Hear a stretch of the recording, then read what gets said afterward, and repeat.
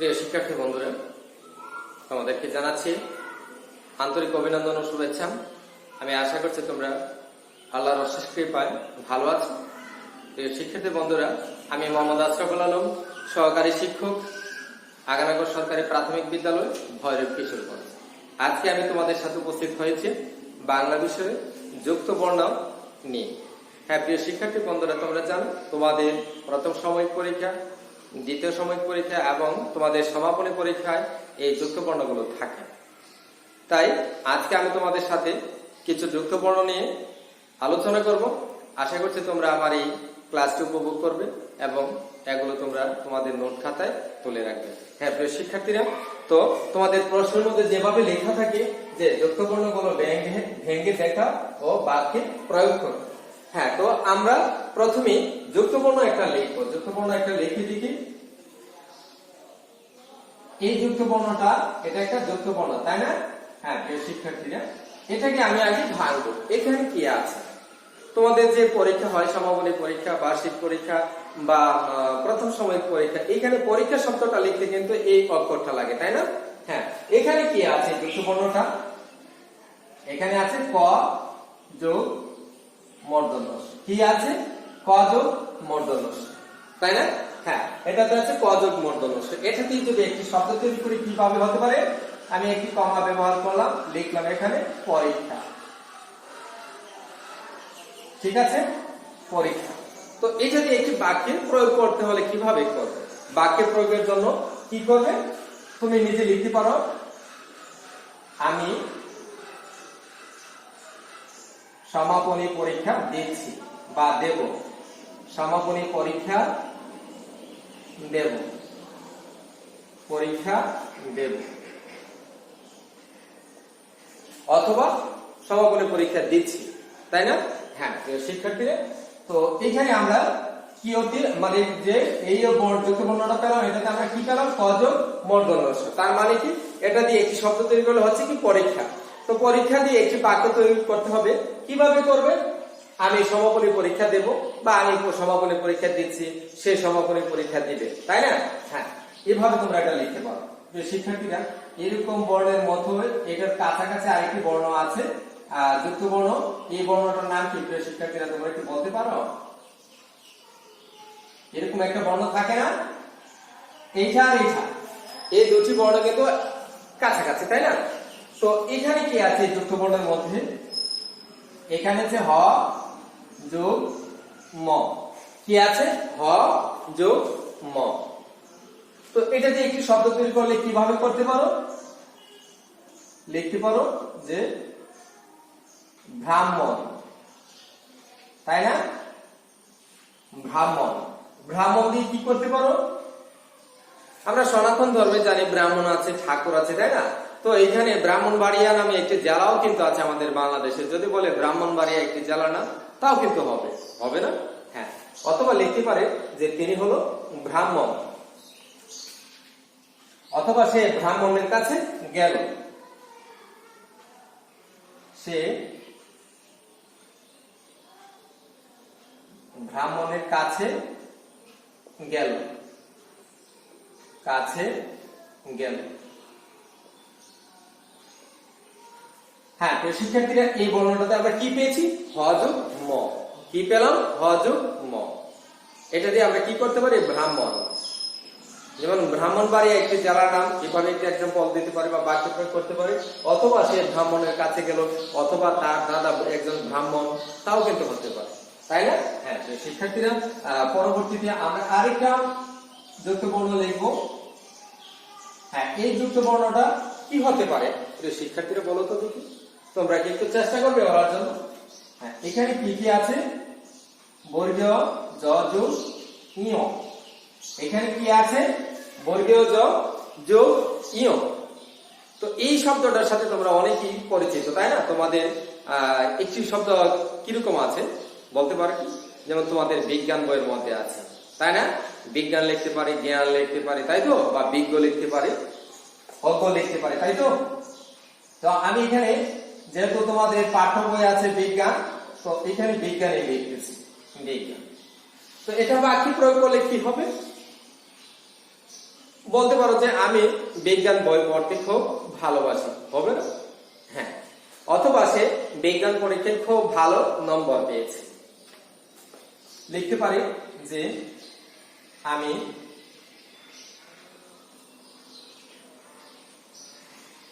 বিজ্ঞান পড়তে ভালোবাসি।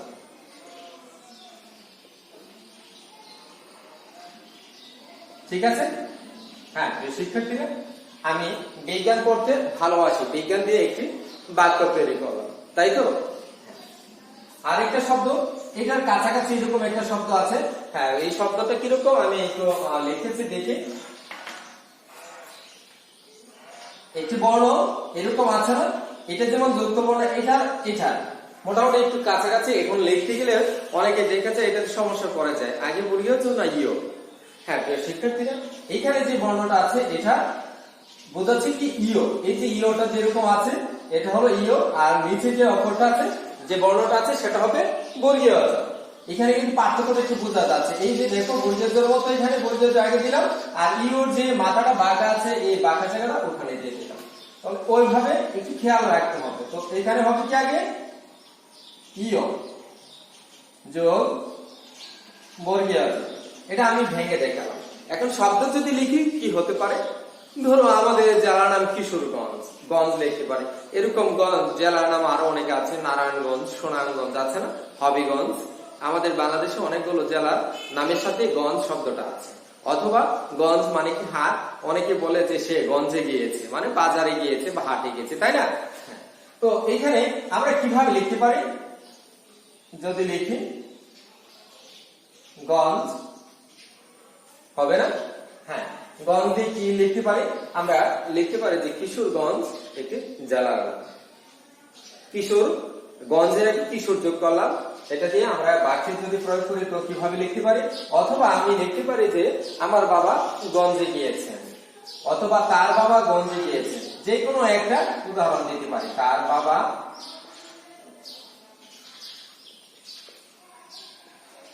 গঞ্জে গিয়েছেন, বলো না? হ্যাঁ শিক্ষার্থীরা, এছাড়া তোমরা লিখতে পারতো এখানে কিশোরগঞ্জ, হবিগঞ্জ, সুনামগঞ্জ, নারায়ণগঞ্জ। গঞ্জ নিয়ে যে শব্দগুলো জেলাগুলো আছে সে যে কোনো একটা তোমরা এখানে উল্লেখ করতে পারো।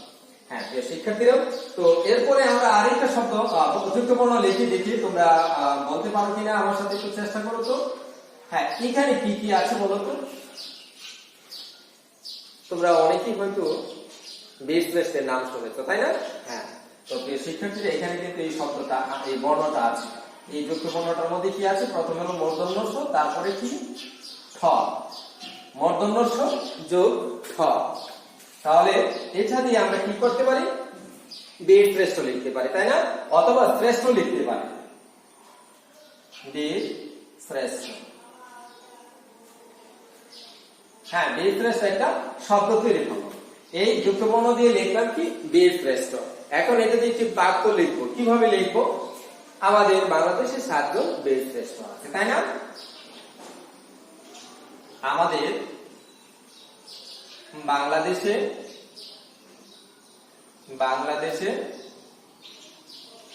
7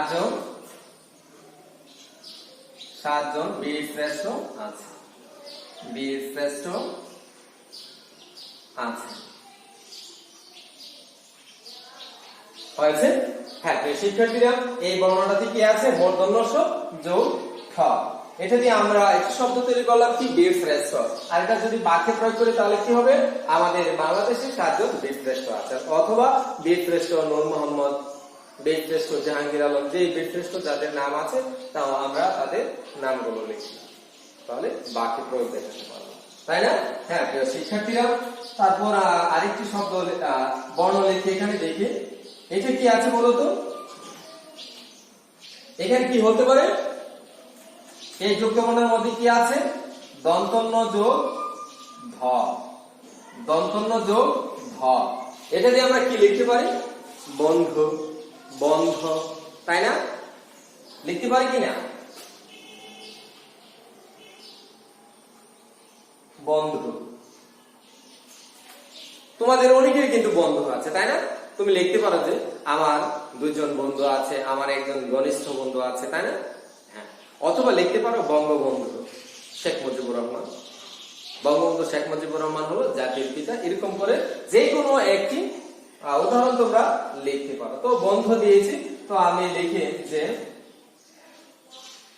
রনির অনেক বন্ধু আছে, অনেক বন্ধু আছে। রনি একজন ছেলে না, তোমাদের নাম হতে পারে, রনি হতে পারে, জনি হতে পারে, এরকম করে যে কোনো একটি সেন্টেন্স লিখতে পারো তোমরা। রনির অনেক বন্ধু আছে। হ্যাঁ, প্রিয় শিক্ষার্থীরা, তো এরপরে আরেকটি শব্দ আমরা যুক্ত বর্ণ লিখে দিকে বলতে পারো কিনা বলো তো দেখি, এখানে কি কি আছে? হ্যাঁ প্রিয় শিক্ষার্থীরা, এখানে কি আছে? দন্তন্য যোগ ম। কি আছে এখানে? দন্তন্য যোগ ম। তো এটা দিয়ে কি হতে পারে? জন্ম হবে না? জন্ম। তো জন্ম দিয়ে কি করতে পারি? যে আমরা বাংলাদেশে জন্মগ্রহণ করেছি, তাই না? হ্যাঁ, লিখতে পারি যে আমরা বাংলাদেশে জন্মগ্রহণ করেছি, বাংলাদেশে জন্মগ্রহণ করেছি, জন্মগ্রহণ করেছি। হ্যাঁ, এটাতে কি আছে? দন্তন্য যোগ ম, তার মানে কি? জন্ম। কি আছে এখানে? দন্তন্য যোগ ম দিয়ে আমরা একটা শব্দ তৈরি করলাম কি? জন্ম। আর এটা দিয়ে কি বাক্য তৈরি করলাম? আমরা বাংলাদেশে জন্মগ্রহণ করি, তাই না? হ্যাঁ, প্রিয় শিক্ষার্থীরা, আরেকটি যুক্ত বর্ণ আমি লিখেছি, তোমরা একটু দেখো তো এখানে কি কি আছে বলো তো দেখি। এখানে আছে ম যোগ ম, ম যোগ ম। এটা দিয়ে কি হতে পারে? সম্মান হবে না? সম্মান। তো সম্মান দিয়ে কি করতে পারি? বড়দের সম্মান করা উচিত না, তোমরা বড়দের সম্মান করবে, এরকম লিখতে পারি। তো আমরা এখানে লিখি যে বড়দের সম্মান করা উচিত, সম্মান করা উচিত। ঠিক আছে? হ্যাঁ শিক্ষার্থীরা, এখানে দুইটা ম যুক্ত আছে। তো এখানে কি কি আছে? মযোগ ম, মযোগ ম দিয়ে আমরা কি লিখতে পারলাম? সম্মান।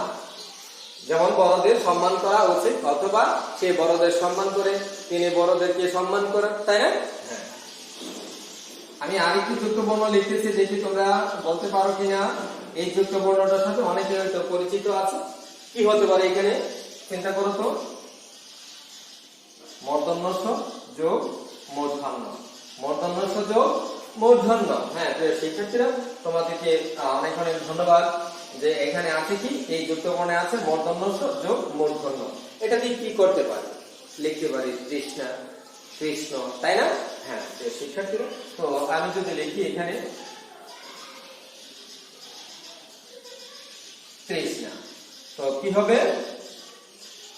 যেমন আমার পানির তৃষ্ণা পেয়েছে, বা তার পানির তৃষ্ণা পেয়েছে, অথবা একজন ছেলে বা মেয়ের নাম উল্লেখ করতে পারো যে তার পানির তৃষ্ণা পেয়েছে। আমি লিখতে পারি এখানে যে সাবিনার পানির তৃষ্ণা পেয়েছে, পানির তৃষ্ণা পেয়েছে। হ্যাঁ হলো? হ্যাঁ শিক্ষার্থীরা, তো আমরা এখানে লিখতে পারলাম। আরেকটা যুক্ত বর্ণ লিখি, এখানে কি কি আছে? হ্যাঁ শিক্ষার্থীরা, এই বর্ণটার মধ্যে কি আছে তোমরা কি বলতে পারবে? এই বর্ণটাতে আছে কি? ইয় যোগ চ। তোমরা যখন সংখ্যা লিখো এখানে কিন্তু একটি শব্দ ব্যবহার করতে, বা তোমরা পঞ্চম শ্রেণীর শিক্ষার্থী, এখানে কিন্তু এই যুক্ত বর্ণটা আছে না? হ্যাঁ শিক্ষার্থীরা, তাহলে কি হবে এখানে বলতো? পঞ্চম আমরা লিখতে পারি। কি লিখবো এখানে? পঞ্চম। যেমন আমি পঞ্চম শ্রেণীর একজন শিক্ষার্থী, অথবা সে পঞ্চম শ্রেণীর একজন শিক্ষার্থী, অথবা সে পঞ্চম শ্রেণীতে পড়ে, লিখি সে পঞ্চম শ্রেণীতে পরে।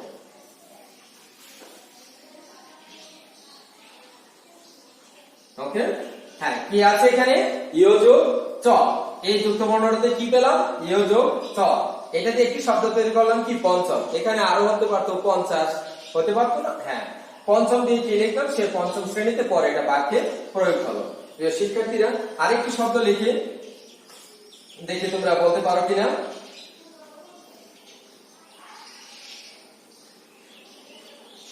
এখানে কি আছে বলো তো দেখি, একটু খেয়াল করে দেখো তো, মূর্ধন্য ষ যোগ ট, মূর্ধন্য ষ যোগ ট। তো মূর্ধন্য ষ যোগ ট, এটা কি হতে পারে, যেমন এখন বৃষ্টির দিন, তাহলে বৃষ্টি আমরা শব্দটা লিখতে পারি, তাই না, বৃষ্টি। এটা দিয়ে বাক্যে যদি প্রয়োগ করি তো কিভাবে করতে পারে, এখন বৃষ্টি হচ্ছে, তাই না, এখন বৃষ্টি হচ্ছে। কি লিখতে পারি এখানে, যে এখন বৃষ্টি হচ্ছে। হ্যাঁ প্রিয় শিক্ষার্থীরা, এখানে যে যুক্ত বর্ণগুলো আছে তোমরা অবশ্যই এগুলো ভালোভাবে মুখস্থ করে রাখবে, এখান থেকে তো তোমাদের পরীক্ষায় ইনশাআল্লাহ অনেক কমন থাকবে। তো আরেকটি শব্দ যুক্ত বর্ণ লিখে আমি এখনই শেষ করতেছি। প্রিয় শিক্ষার্থীরা, এখানে কি আছে বলো তো দেখি, দ যোগ ব, দ যোগ ভ। তো এটা দিয়ে কি করতে পারি, উদ্ভব বা উদ্ভাবন লিখতে পারি না, উদ্ভাবন। উদ্ভাবন মানে কি, আবিষ্কার। উদ্ভাবন মানে আবিষ্কার। লিখতে পারি যে চার্লস বেবেজ কম্পিউটার উদ্ভাবন করলেন, হবে না, হ্যাঁ একটি শব্দ বাক্যে প্রয়োগ করে, চার্লস বেবেজ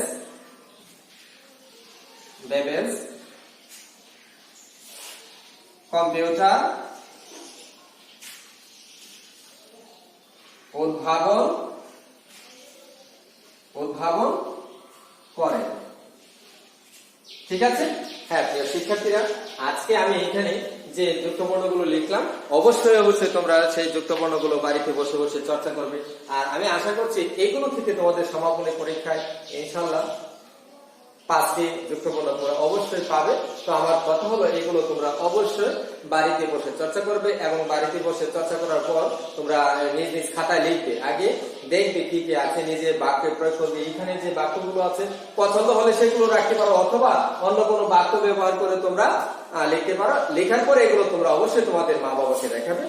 সুতরাং আজকে আমি আমার ক্লাস শেষ করছি।